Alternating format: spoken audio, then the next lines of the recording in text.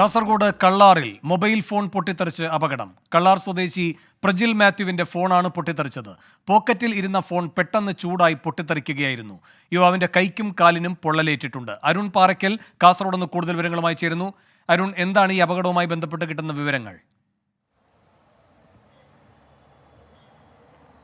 Venu, ഓപ്പോയുടെ A5s സീരീസിൽപ്പെട്ട ഫോണാണ് പൊട്ടിത്തെറിച്ചത്. ഇന്ന് രാവിലെ 10:30 കൂടിയായിരുന്നു അപകടം. കള്ളാർ ടൗണിൽ ക്രൗൺ സ്പോർട്സ് ആൻഡ് സൈക്കിൾസ് എന്ന സ്ഥാപനം നടത്തുകയാണ് ഈ പ്രജിൽ മാത്യുവിൻ്റെ പാൻറ്റിൻ്റെ പോക്കറ്റിലാണ് മൊബൈൽ ഫോൺ ഉണ്ടായിരുന്നത്.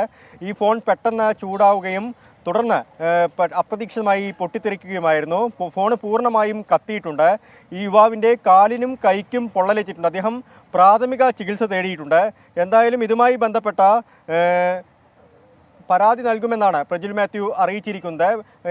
അടുത്തിടെയാണ് ഈ ഫോൺ വാങ്ങിയെന്നും അദ്ദേഹം പറയുന്നുണ്ട്. കാലിനും കൈക്കുമാണ് ഇദ്ദേഹത്തിൻ്റെ പൊള്ളലേറ്റിരിക്കുന്നത്. ഫോണ് പെട്ടെന്ന് ചൂടായി അപ്രതീക്ഷിതമായി പൊട്ടിത്തെറിക്കുകയായിരുന്നു. ഫോണിന് യാതൊരു വിധത്തിലുള്ള പ്രശ്നങ്ങളും ഉണ്ടായിരുന്നില്ല എന്നാണ് പ്രജിൽ മാത്യു സൂചിപ്പിക്കുന്നത്. ഉപഭോക്തൃ തർക്ക പരിഹാര കോടതിയെ ഇതുമായി ബന്ധപ്പെട്ട് സമീപിക്കുമെന്നും പ്രജിൽ മാത്യു അറിയിച്ചിട്ടുണ്ട്. വേണു, അരുൺ പാറയ്ക്കലാണ് കാസർഗോഡ് നിന്ന് വിവരങ്ങൾ നൽകിയത്.